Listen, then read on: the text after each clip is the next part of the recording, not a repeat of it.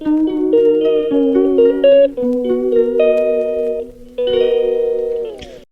chinaw miyam.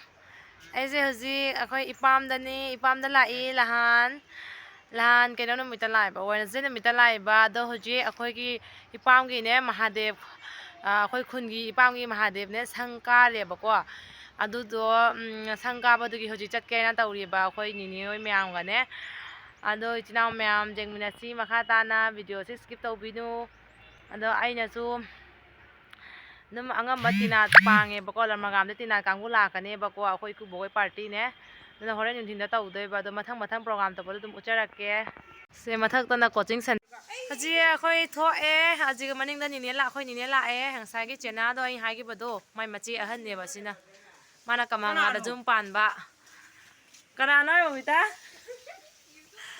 aji akhoi la e youtube tawro bo hai ta ro je hai ai ta ro hai na hai Nasi mai bobita tàu video lên thế anh bùa. Aji tholak troni maya la ya pia. Aji khoi challi main road te hai darak pa gali ni som dana main road highway lambia da lai tu. Se ji khoi si lambi si phauda gi se asam bi da challi ni ba. Akhoi lambi si samda gi doi ni ba se gi. Sorom dai chala su jai tu na khar la pe. Sini sina maya lai kai ai do. Ase lambi sina maya lai kai lambi ni se. Khoi Ranipur se mamang la kai maya la kai onin la kai na lai jai ba. Sina karong ni sina. Sina hai akhoi na to noi. Sina khoi na to noi lam ni.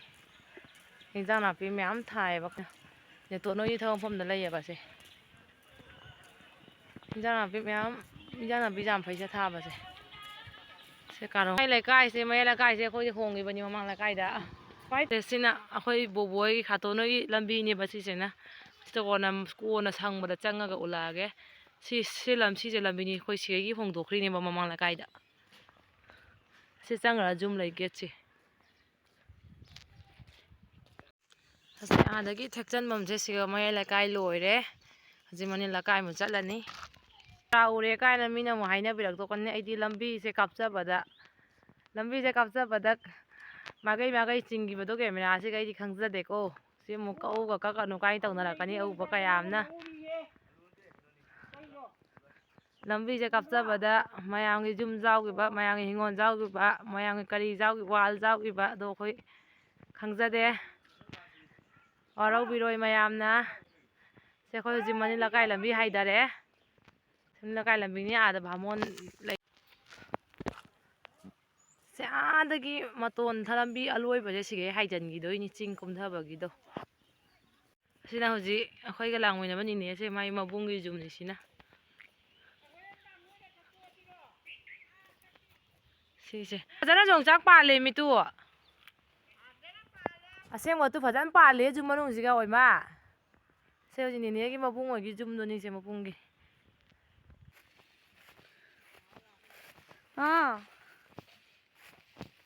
अंदर आएगा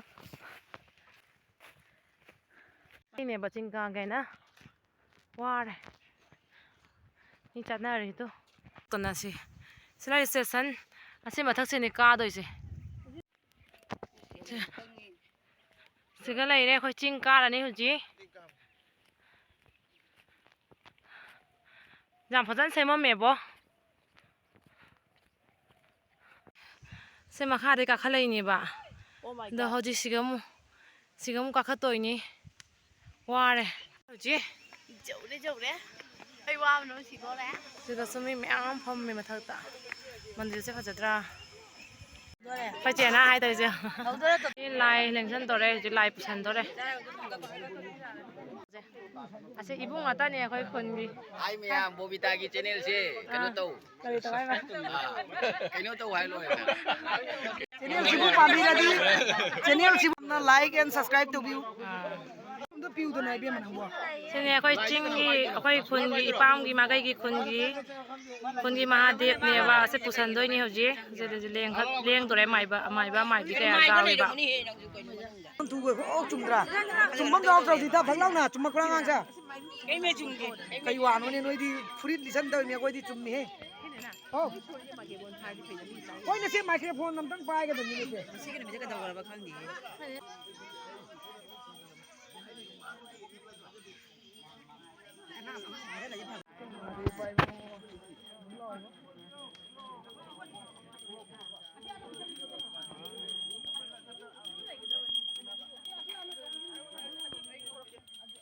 Pai mo kon jiba awana tahan din. Tu mangalay ba ko na do en. Lai ning san gare pai mo lang san gare huji.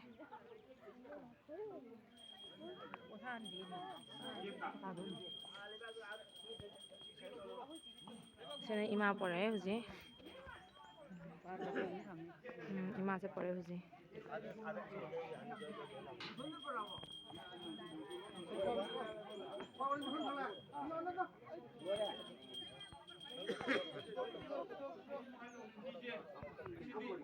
Ai đâu tao bị thân hoài cái đấy bộ.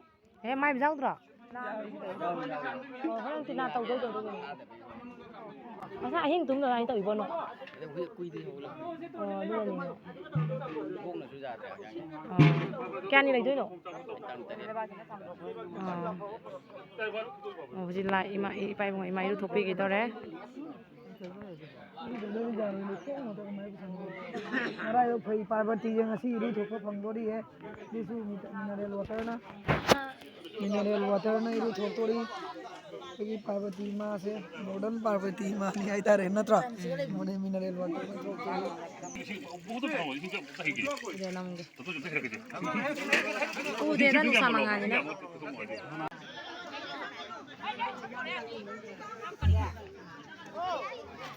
Chẳng na cái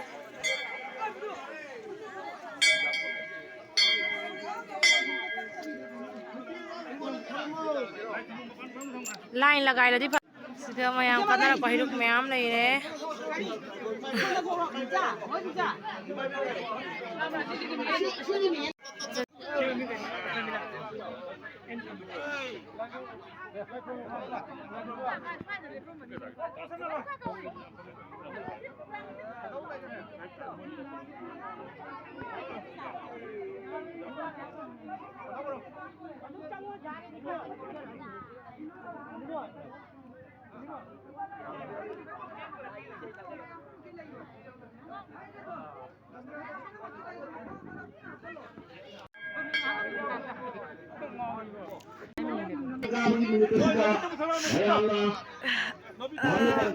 Hari nanti ba program tau doi nya si pelaraboni tinat party sula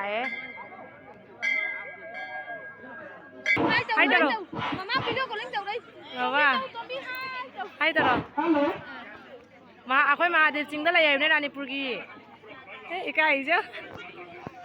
Ase se akhoi ji ki ma cha no pi ni ba.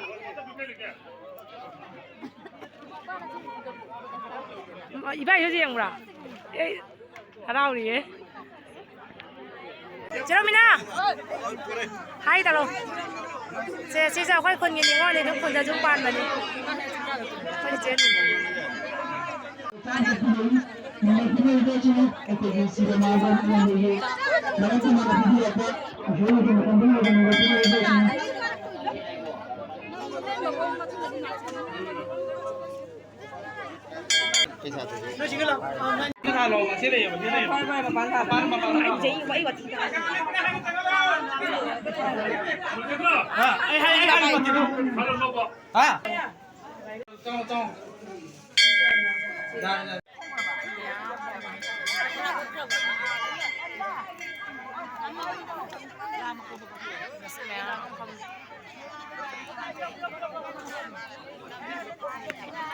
Hai taro.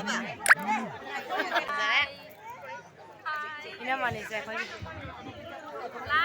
subscribe, Eh?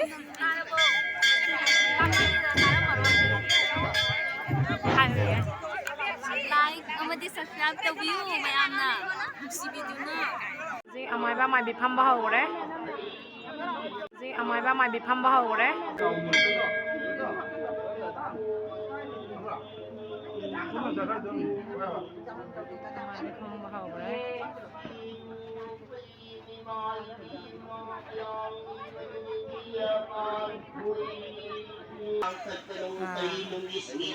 Ada nina.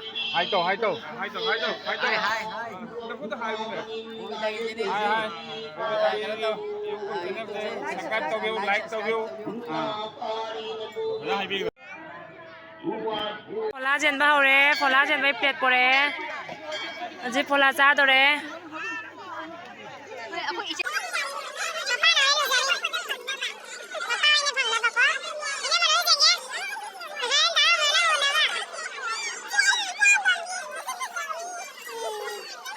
Mày bị cho nên là câu chuyện rồi đấy. Sẽ quy ra phẳng nát ba nằm ngang phẳng nát như sẽ coi ra niệm bùi này bằng gà này là cái đó. Nằm ngang có bầm thôi vậy na. Ngày bây đó, xí gần như vậy. Mà để chỉnh đi mà năng tần hiện tại chỉnh là kiếm mà năng dầu rồi gạo chỉ sẽ chỉnh dầu đó đấy. Sẽ chỉ dầu đấy, họ bán lại phong dầu đấy, sẽ mà năng tần đi bắt chỉnh, sẽ mà để sẽ khôi bị xả đấy ní sẽ. Anh để sẽ khôi bị xả đấy ní sẽ. Pisari ahum ni. Sesalai re. Ah, sesalai re tu. Se. Papa na lai se sigani se. Mayam na papa kai lai papa la kai lai na hang na bado. Ji he jo. Anu sumyam ka khale. Sigana tu hingon myam ko oi. Akhoi gi ni si so. Se raba. Xin nhiều các bạn này chứ cái ạ. Khôi trồng trắng mèm thế chứ tôi trồng trắng mèm chứ khôi gì. Sẽ là đây. Đây là chinh hai bữa đồ.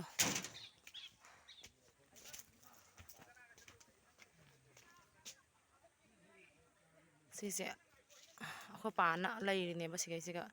Tình trạng là bị mèm thả này bị xả đi cái gì này. Sẽ farm house này bà ham em nganu diện cái mèm này.